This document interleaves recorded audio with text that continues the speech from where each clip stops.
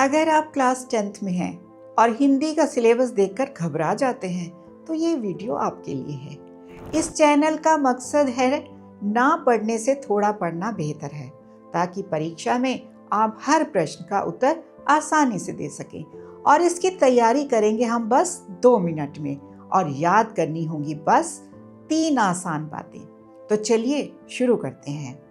कविता तोप। आज हम जानेंगे कवि वीरेन डंगवाल द्वारा लिखी कविता तोप के बारे में, आसान शब्दों में। इस कविता में कवि हमें इतिहास की एक सच्चाई के बारे में बताते हैं। यहाँ तोप कोई साधारण हथियार नहीं है, बल्कि ये ब्रिटिश शासन की क्रूर और दमनकारी शक्ति का प्रतीक है। 1857 के स्वतंत्रता संग्राम के समय अंग्रेज इसी तोप का इस्तेमाल भारतीयों को डराने और कुचलने के लिए करते थे। तोप की आवाज से लोगों में डर फैल जाता था, लेकिन आज वही तोप चुप पड़ी है। जंग लग चुकी है उस पर, और उस पर चिड़िया बैठी हैं।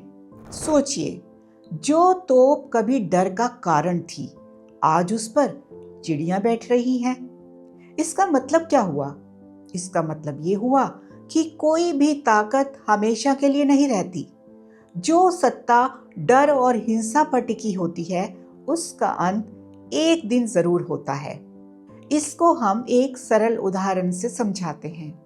स्कूल में कोई बच्चा बहुत ताकतवर होकर दूसरों को डराता है। कुछ समय तक उससे सभी डरते हैं, लेकिन एक दिन उसकी शिकायत हो जाती है और उसकी ताकत खत्म हो जाती है। वह बच्चा तोप जैसा है। कवि यहाँ चिड़िया को बहुत महत्वपूर्ण प्रतीक बताते हैं। चिड़िया शांति, स्वतंत्रता और सामान्य जीवन का प्रतीक है। ये दिखाती है कि अंत में जीवन और मानवता की ही जीत होती है।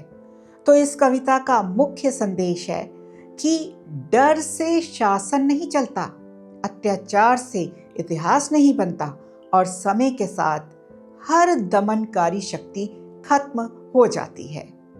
इसलिए तोप कविता हमें इतिहास के बारे में भी जानकारी देती है और भविष्य के लिए चेतावनी भी देती है।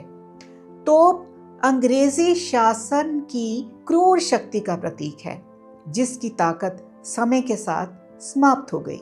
तो आपको याद रखना है कि तोप अंग्रेजी शासन की क्रूर शक्ति का प्रतीक है। तोप की चुप्पी किसका प्रतीक है? तोप की चुप्पी प्रतीक है अत्याचार के अंत का।